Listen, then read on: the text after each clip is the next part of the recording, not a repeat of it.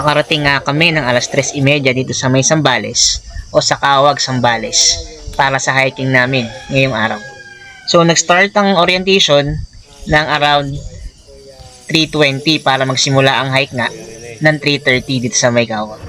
Tama natin yung mga joiners lang na nakita lang natin sa mga Facebook page para akitin ang Kawag Hexa dito sa Zambales. Bago nga makarating sa pinaka-drop off, kailangan nyo mag-fill up ng registration form sa BFB Subic para nga ito sa pag-akyat sa bundok ng Kawag Hexa. 12 nga kami sa grupo na ito. So halos baguhan yung iba, pero meron din na malalakas o umaakyat na ng mga major hike. Sinimulan nga natin i-record yung pinaka-hike sa drop-off para ma-check kung aabot talagang 25 kilometers ang total distance ng 6 na bundok ng Kawag Hexa. Bali, ano nga ba ang Kawag Hexa? Isa ito sa pinaka-challenging at sikat na hiking feat sa Pilipinas. Matatagpuan ito sa Zambales Mountain Range, partikular sa Barangay Kawag, Subic, Zambales.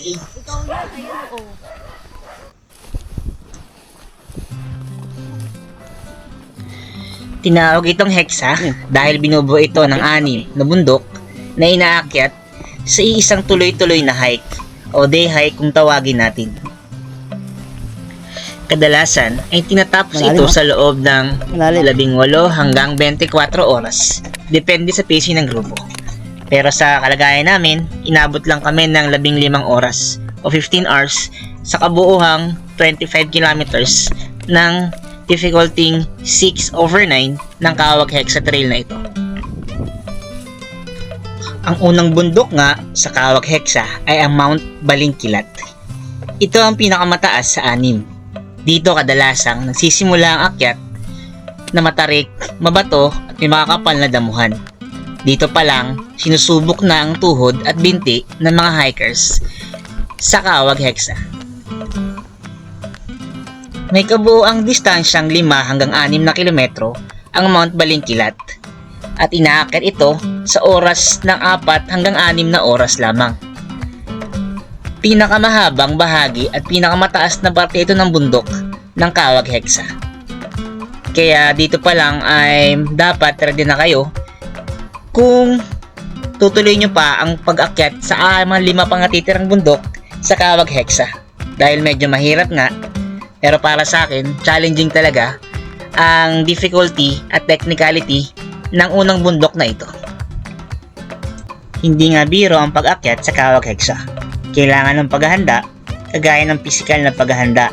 Dahil medyo challenging ang mga trail, ang pag-akyat, at ang haba ng distansya ng iyong lalakbayin para makumpleto nga ang Kawag Hexa na ito. Gayun din ang tamang kagamitan sa pag-akyat.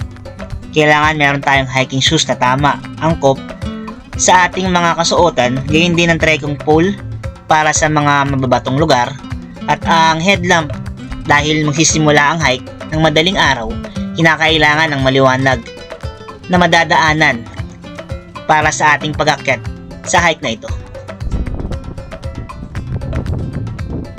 Tingko lang, alis na agad ah. Balian kayo. Dahil napapatanong kayo kung bakit umaabot ng mahabang oras ang pag-akyat sa Kawag Hexa.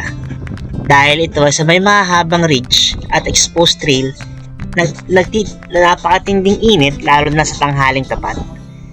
Pagod na katawan lalo na sa huling bundok na kung saan meron pa itong 5 kilometro pababa sa pinaka-drop-off point at limitadong source of water. Ganyan din ng pahinga na part dahil iilan lang ang mga puno sa buong trail ng Kawag Hexa.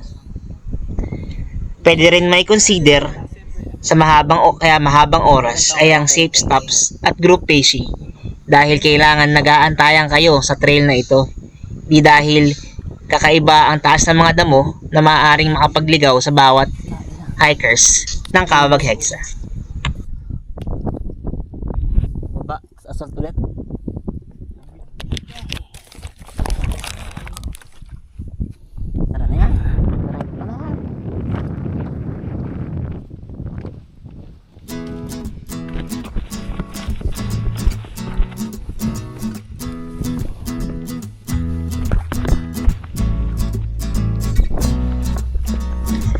Matapos nga ang technical part ng unang bundok, ay mayroong banayad o patag na area na pwede kang tumakbo kung meron ka pang energy at enjoy ng view ng sunrise, dahil ito yung part na napakaganda tanawin ng sunrise ng mga bundok sa palibot ng unang bundok sa Kawag Hexa.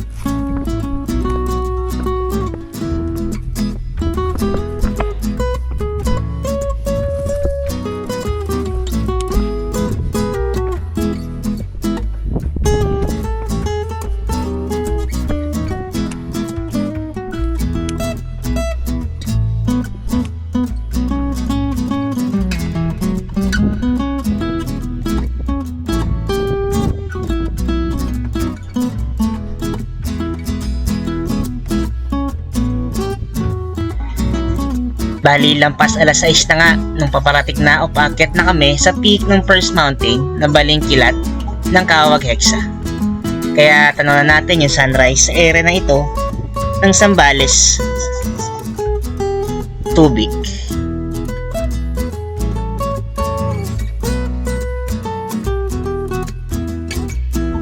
Mga ilang minuto nga ay nasa peak na nga kami. Bali, ito yung unang group na nakaakyat ngayong araw na ito. Summit ng Balingkilat, 1,100 AMSL.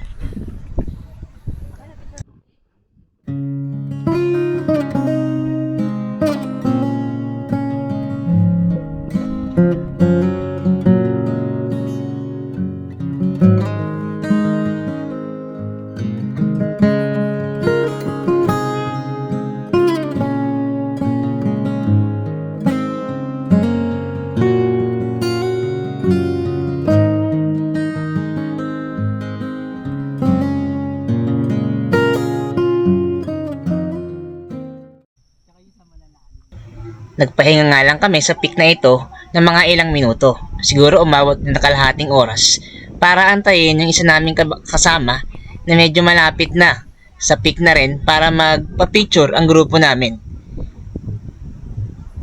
Ayan, ito yung arounds sa pinaka-peak ng Mount Balingkilat. Napakaganda, napaka-preskong tingnan. Di nga nagtagal ay bumaba na rin kami para pumunta sa second peak ng Kawag Hexa. Pero babaybayin mo dito ang napakabahabang terrain, yun din ang mabatong part papunta sa second peak. Doon din magkakaalaman kung may mag-i-exit sa grupo namin para dumiretso na sa campsite o sa pinaka pick up point o drop up point ng hike na ito.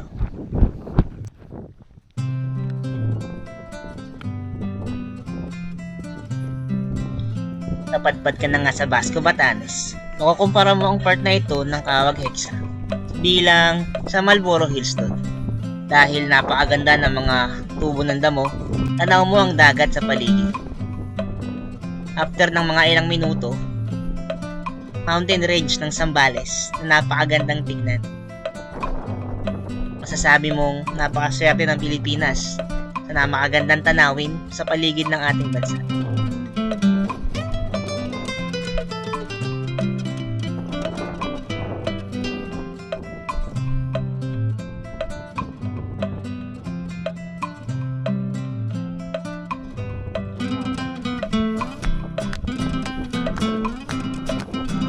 Ilang minuto nga lang kami nagpicture sa part na yon.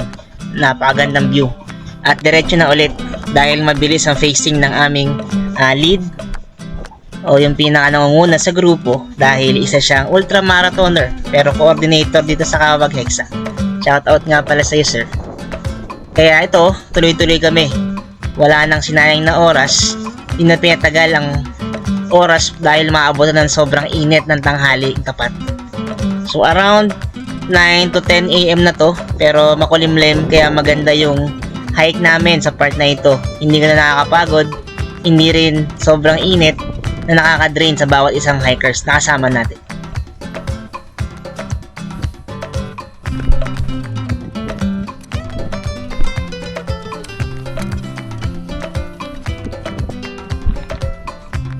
Naabot nga rin kami na mahigit 1 oras pababa mula sa peak ng first mountain papunta sa second mountain o sa pahingahan lang na puno na dun ka lang pwede magpahinga at i-check kung kaya pa ba ng tubig mong dala.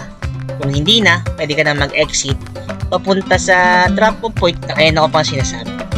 So dahil nire-required ng tubig at least 3 to 5 liters sa hike na ito, pwede ka rin magdala ng sobra, pero dahil mabigat, saktuhan nga lang ang ginagawa ng karamihan.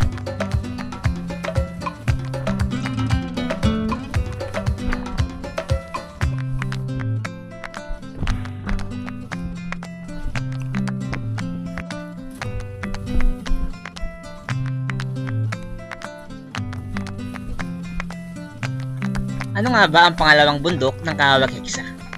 Mas kilala ito bilang Mount Birabira. Mas banayad kumpara sa Balingkilat, mahabang grassland at open trail naman ang masasalubong dito. Ngunit mainit kapag tanghali dahil sa konting lilim nga lang. Puro damo at walang punong madadaanan o masisilungan sa trail na ito.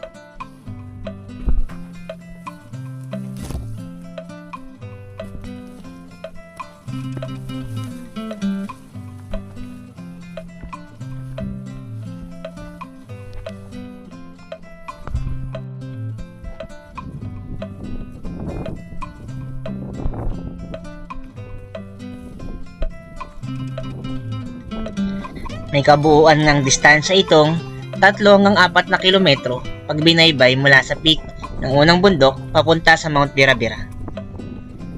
Mahabang lakarin sa grassland ang maikukumpara natin sa pagtahak papunta sa Mount Birabira.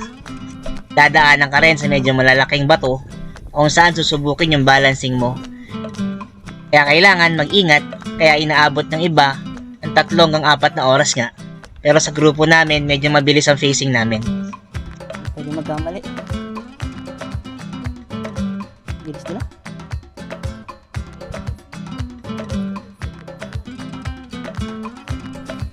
Minutes.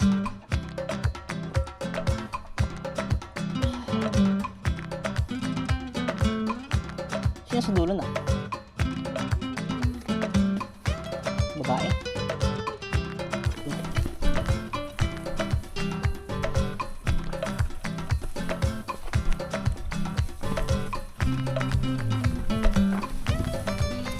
Pag ang hiking nga ay medyo lakaran ang kailangan natin, dapat ang diskarte natin ay madalang tayong umupo. Kung uupo man, saglit lamang dahil habang tumatagal ang pag-upo natin, mas mararamdaman mo yung pagod ng mga binti. Kaya suggested natin, pahinga natin ay nakatayo lamang para tuloy-tuloy lang tayo na hindi makaramdam ng sakit ng mga paa at binti natin.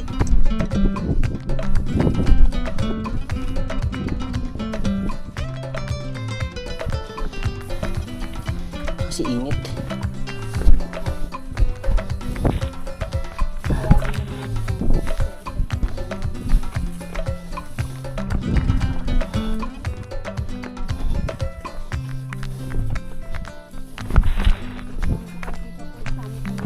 Ano ka di ka mag-jacket?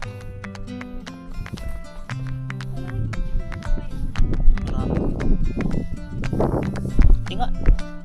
Natusok ko kanina. Amay. May gloves naman ako. Hindi ko sinusuot.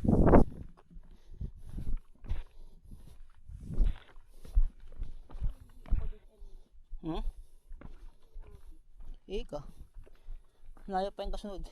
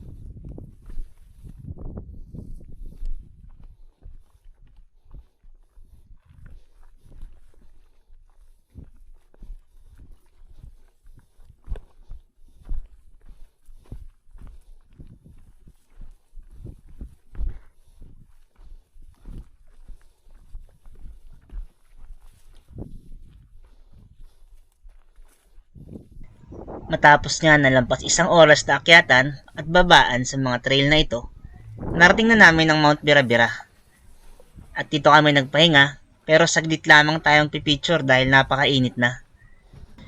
Alas 10 na rin kasi kami ng umaga nakaakyat sa peak ng second mountain ng Kawag Heksa, ang Mount Birabira.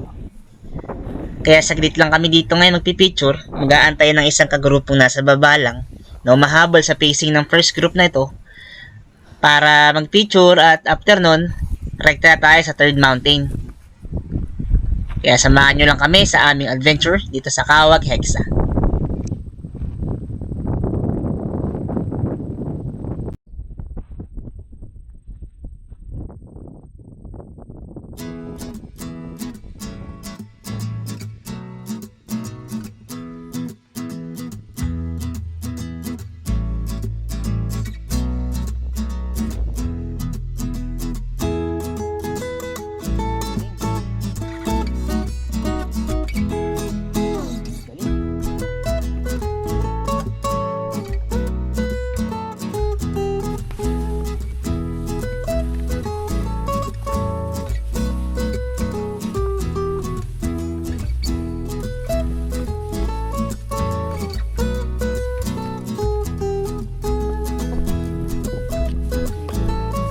"35 minutes nga lamang, ay narating na namin ang third peak na ito, ng Kawag Heksa. Medyo mabilis ang facing namin dahil minamadali na nga, dahil napakainit na. Mga kapepe, ramdam mo na sa iyong kasadamit mo, kahit naka-sleeve ka man or naka-sun protection yung init ng Kawag Heksa trail na ito. Mount Naulaw nga ang pangalan ng pangatlong bundok sa Kawag Heksa. Kilala sa napakatarik na pababa at paakyat.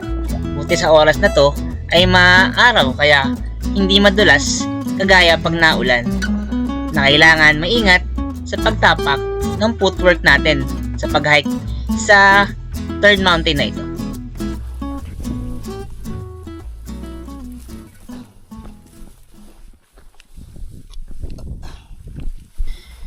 Mag-aalas 11 na nga sa mga oras na ito. Papunta na kami ngayon sa source of water. Nakaisa-isang source of water sa Kawag Heksa sa mga oras na ito. Dahil drain na nga yung isang source of water papunta sa isang bundok. So, papunta na kami sa Mount Dayungan o sa kilala bilang assault na part ng Kawag Heksa. Nakakapagod dahil matarik at exposure sa mataas na sikat ng araw. Maikli pero paong nito at lusong, kaya challenging na part bukod sa peak ng first mountain. Ito yung fourth mountain na Mount Dayungan. Tapos nakakaubos na mahabang lakaran, nakakatay na nga tayo sa water source dito sa Kawag Heksa mountain hike natin. Bali magre-refillan tayo ng tubig dito, sabay na rin tayo kakain ng tanghalian natin. Dahil sa peak ng fourth mountain is mainit na rin, kaya napagpasyahan na dito na talaga kakain sa may water area para makarefill na rin ng tubig na madami after kumain.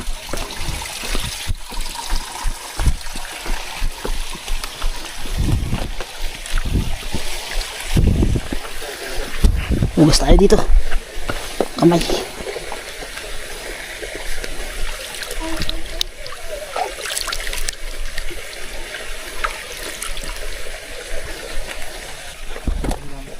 Ilamos dito.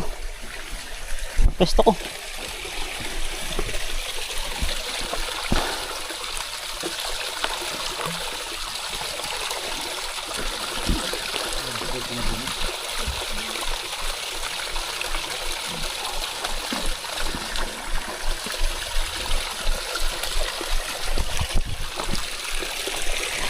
Papansin nga natin, di kagaya sa ibang bundok, sa water source dito is open na, hindi katulad ng iba na sinasahod natin talaga ng mas maayos.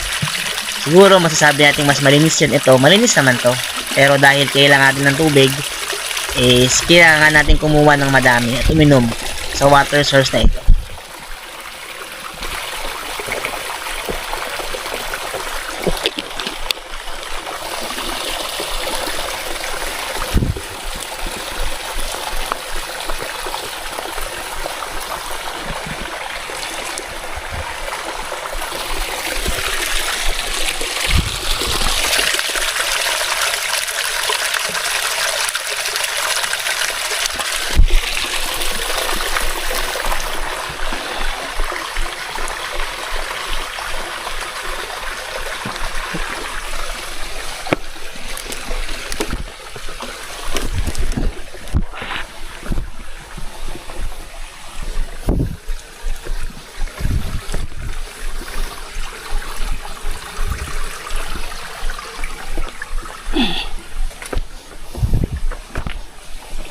Kain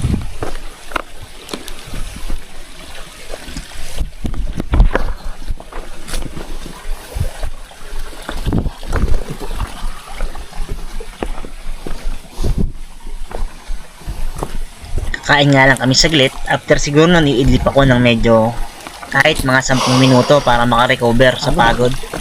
At init dahil sa sobrang init na sa mga oras na ito. Dahil alas 12 na rin talaga, kailangan makabawi ng energy.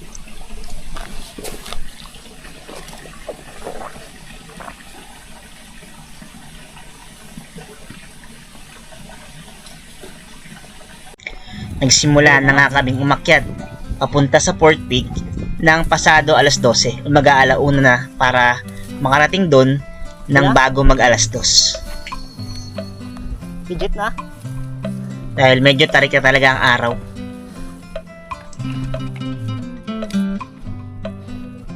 Ilang saglit nga lang ay nakarating na kami sa Fort Peak o ang Mount Dayungan. Naak namin to ng mahigit 2 oras din. Saan? Maikli lang to pero nakakapagod dahil sunod-sunod na ako ng trail. Ayos na.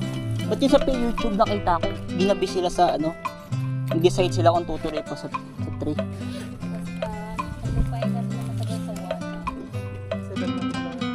Nakarating ka na sa Laguna.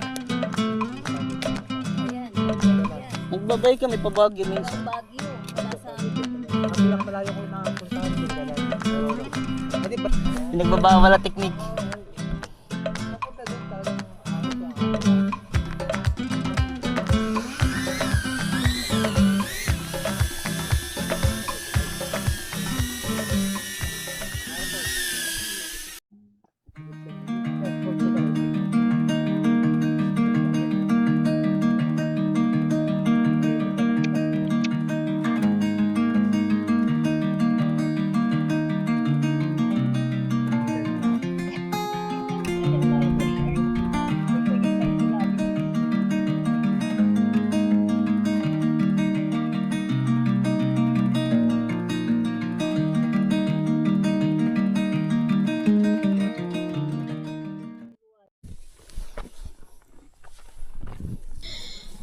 Mga ilang saglit lang, idumiretso na nga kami sa paghatatahak ulit ng trail papunta naman sa Fifth Mountain. Hindi na nga kami nagtagal sa taas dahil hinahabol namin ang oras para hindi gabihin at masaksihan pa yung liwanag sa Sixth Mountain natin. Kaya ito, pa-descend na kami sa Fourth Mountain papunta sa Fifth Mountain na.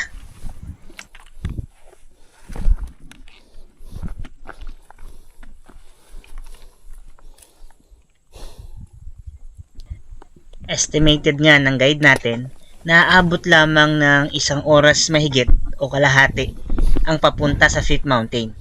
Pero duda ako doon dahil sa mabilis na facing lang yon. Dahil sinasabi sa atin na tatahakin talaga ang distansya na yon ng 3 kilometro ng 3 o 2 oras lamang kung mabilis nga ang pacing nyo. Sa daan na nga ito ay medyo maraming bangin. Kaya maaari, hanggat maaari, ay maging focus ka sa daan. Tignan lagi yung steps na ating nahakbangan dahil medyo steep sa ibang area at mabangin nga at mabato ang daanan natin na pupuntahan papuntang Fifth Mountain.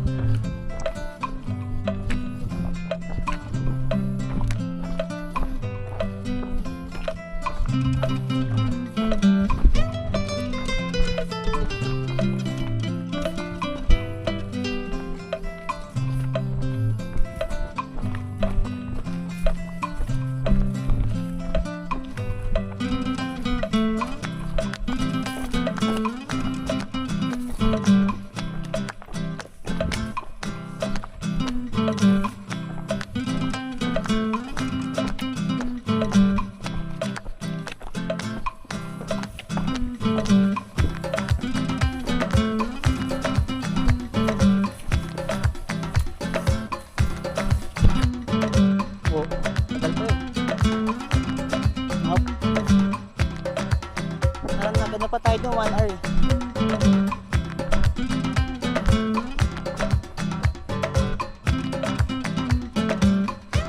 Ulog siguro. Dala nga ang fifth mountain ng Kawag Hexa, mirang Mount Sincon Picos, na may 3 kilometrong haba mula sa fourth peak natin. At tatahakin nga ng 2 o hanggang 3 oras. Kaya eto kami ngayon, nagmamadali na pababa at patungo sa Mount Cinco Picos.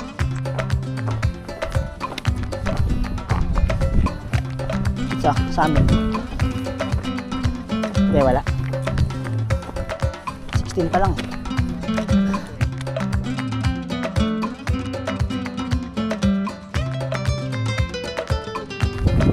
Halos round na lahat yung pagod nga. Bali, saglit lang kami sa 5th mountain ng Mount Cinco Picos. Rekta na o diretso na Dito tayo kaagad sa sa last mountain, sa Mount Redondo. ng Kawag Hexa Mountain. So, dun yung harapan. So, let's go. Samahan niyo ako.